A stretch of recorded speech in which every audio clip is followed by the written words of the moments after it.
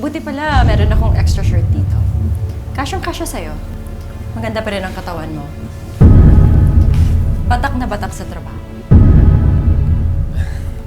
Pwede bang paki-sip mo nga yung damit ko? Please.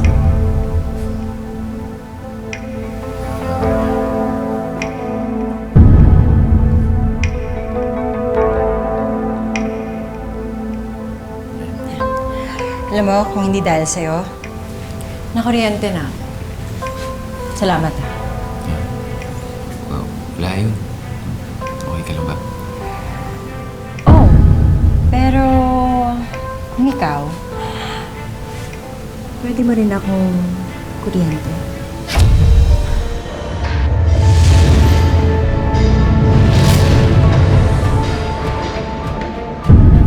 Miss na kita, Obet.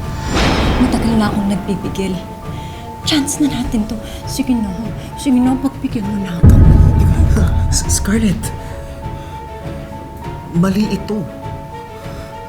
May asawa ako at mahal ko ang asawa ko. Pwedeng hindi niya malaman. Gusto mo to, di ba?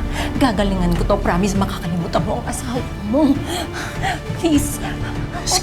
Scarlett, pwede ba kung ganito rin lang ang mangyayari? Magre-resign na lang ako. Obet, please. Obet. Sige na. Jennifer, magpapaliwanag ako. Nakapatong sa'yo yung ex mo. Ano pang ibibigay mong paliwanag? Nagkagatsilyo kayo? Jennifer, pwede ba? Opisina ko to. Umalis ka na nang matapos na namin yung ginagawa namin ng hotel. Ay, sorry. Storbo ba? Sige, tapusin niyo. Gusto niyo ba manood pa ako? Oh, Jennifer, pangako ko sa'yo, wala akong masamang ginagawa. Mga hayop kayo! Ay, ano wala?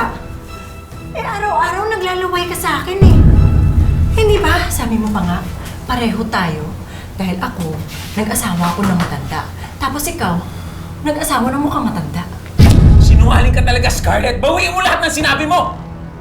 Mga hayop kayo! Oh, ano ba, Jennifer? Hindi ka pa ba aalis? Manunood ka pa ba ng show namin? Oh, promise, sasarapan ko. Ang sarap. Sarap!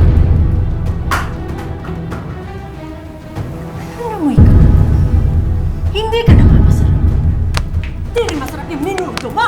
Tama na, Scarlett! Ano ba? Tama na! Uwi na tayo!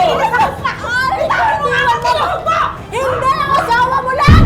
Nilantan ka! Bitiwan mo ako! Jennifer, uwi na tayo! Ano ba? Sige, aalis ako. Tapusin mo yung trabaho mo. Baka bitin si mamo. Jennifer, sandali! Papaliwanag ako! Tama na, Scarlett! Jennifer! Oras!